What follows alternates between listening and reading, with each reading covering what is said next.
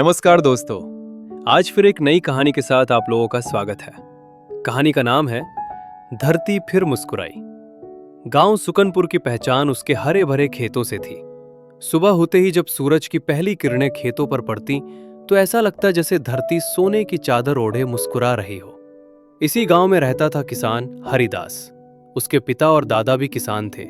उन्होंने हमेशा कहा था, बेटा खेत को अपना बच्चा समझना, तभी वो तुम्हें पाल पाएगा। शुरुआती वर्षों में हरिदास की खेती खूब चलती थी। देसी बीज, गोबर की खाद और समय पर बारिश, सब कुछ ठीक था। लेकिन धीरे धीरे हालात बदले। बाजार में नई नई रासायनिक खाद और दवाइयां आने लगी। कृषि दुकानदार कहते, इसे डाल दो, पैदावार 2 गुनी हो जाएगी। हरिदास भी उनकी बातों में आ गया।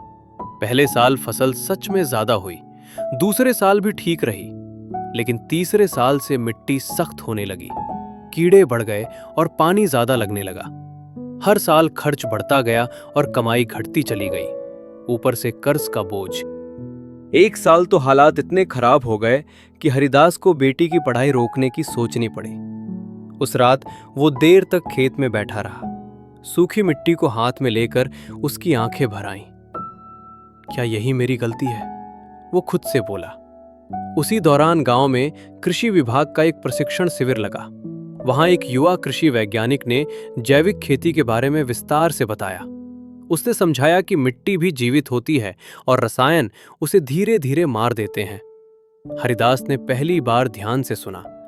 घर आकर उसने पत्नी से कहा, इस बार कुछ अलग करेंगे। पत्नी ने डरते हुए पूछा, अगर फसल खराब हो गई तो?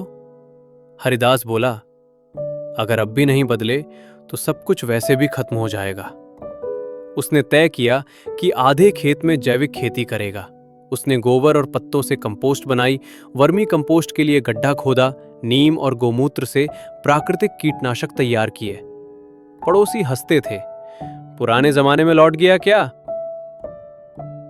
शुरुआत कठिन थी। फसल धीरे बढ़ी, खरपतवार ज्यादा निकले। कई बार हरिदास का मन डगमगाया, लेकिन उसने हार नहीं मानी। कुछ महीनों बाद उसने देखा कि मिट्टी फिर से भुरभुरी हो रही है। खेत में केचुए दिखने लगे। फसल का रंग गहरा हरा था। कटाई के समय अनाज की बालियां भारी थी। जब वो मंडी पहुंचा तो जैविक अनाज के अच्छे दाम मिले। पहली बार उसे लगा कि मेहनत का सही फल मिला है। अगले साल हरिदास ने पूरा खेत जैविक कर दिया। खर्च कम हुआ, आमदनी बढ़ी और कर्ज धीरे धीरे उतरने लगा। गांव के किसान उसके खेत देखने आने लगे। वही लोग जो पहले मजाक उड़ाते थे अब पूछते, भाई ये तरीका हमें भी सिखा दो। एक दिन हरिदास अपनी बेटी के साथ खेत में खड़ा था। बेटी ने कहा, बाबूजी, आपकी धरती फिर मुस्कुरा रही है। हरिदास ने मिट्टी को हाथ में लिया और बोला, हाँ बेटी, क्योंकि हमने इसे जहर नहीं, प्यार दिया है। उस दिन हरिदास ने पूरे गांव को समझाया कि खेती सिर्फ आज की रोटी नहीं, आने वाले कल की जिम्मेदारी है। जैविक खेती अपनाकर किसान न सिर्फ अपनी आमदनी बढ़ा सकते हैं, बल्कि आने वाली पीढ़ियों के लिए धरती को भी सुरक्षित रख सकते हैं। आपको यह कहानी कैसी लगी? कमेंट बॉक्स में कमेंट जरूर करें। धन्यवाद।